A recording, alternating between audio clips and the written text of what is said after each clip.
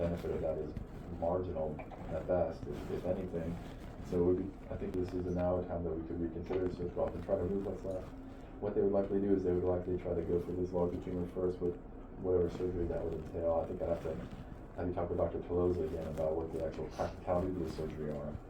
Generally, a couple months later, then after you recover from that surgery, they could do the second surgery on this other side to try to remove those 2 small tumors in there. And again, the details of the surgery, I would prefer you to speak with the surgeon about because I don't want to misspeak. Right. Sometimes they'll do it what we call like laparoscopically or thoracoscopically. It's like the equivalent of a laparoscope where they use scopes and tools without opening the chest, and I suspect that's what they would do for this as well.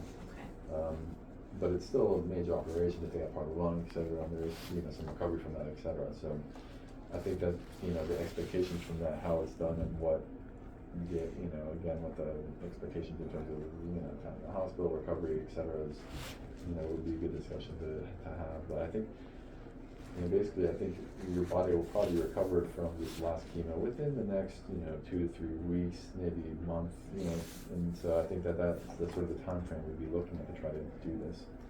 And so in the meantime, I'd like to let you recover. Your counts are pretty low today. We're actually going to give you a transfusion and try to give you a little recovery. Holly Chuck spoke about that yesterday, I believe. Yep. Which she's done so well with that. you've done very well with chemotherapy, yes. I have Yeah. to say. I know that it's not been like a walk in the park necessarily, but It really overall, almost has. Oh, It it really almost hasn't been has? a big deal.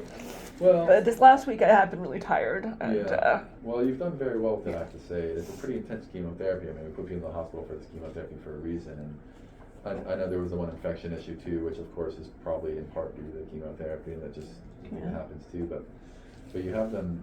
I do agree that you've done extremely well with this chemotherapy. Yeah. You've been very. it really hasn't bothered me particularly. Yeah. Until this last week when I was tired. And Yeah, and so if we now I did know have to why. if we did have to do more, of course we would. I think your body could take more. I don't think you're like maxed out in that regard, because I don't know if there's much more to gain from this. I think it's for that reason. What the